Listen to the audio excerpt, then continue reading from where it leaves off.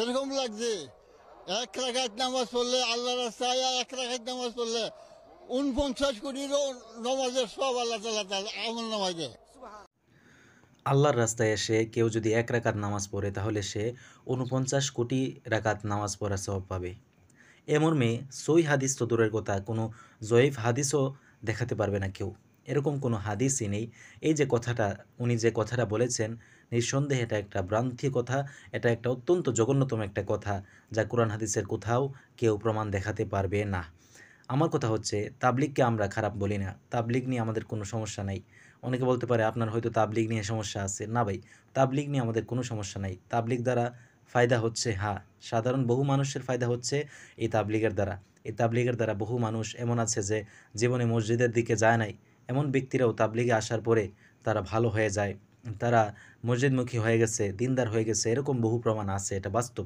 তবে আমার কথা হচ্ছে, যে জিনিস কোরআন হাদিসে নেই, যে জিনিস কোরআন হাদিসে নেই, ইসলামে নেই, সেই জিনিস দ্বারা মানুষকে আকৃষ্ট করা, এটা অত্যন্ত জঘন্যতম কাজ, এটা অত্যন্ত খারাপ কাজ।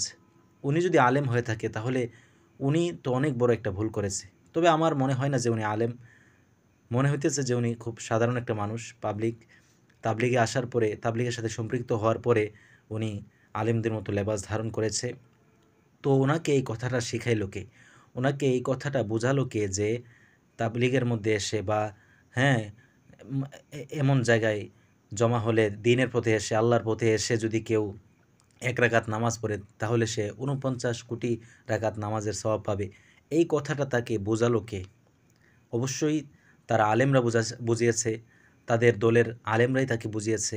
এবার আমার কথা হচ্ছে যে দ্বীনের কোনো কাজের জন্য, দ্বীনের কোনো খেদমতের জন্য, যেটা দ্বীনে নেই এমন কোনো জিনিসের যদি সহায়তা নেওয়া হয় তাহলে সেটা আপনাদের কাছেই বিচার।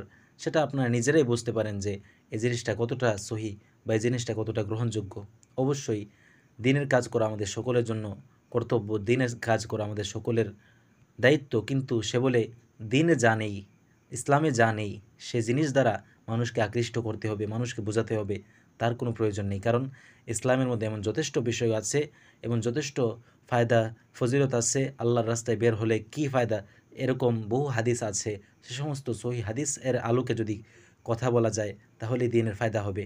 অন্যথায় দ্বীনের ফায়দার পরিবর্তে দ্বীনের ক্ষতিটাই বেশি হবে। আশা করি আমার কথা বুঝতে পেরেছেন।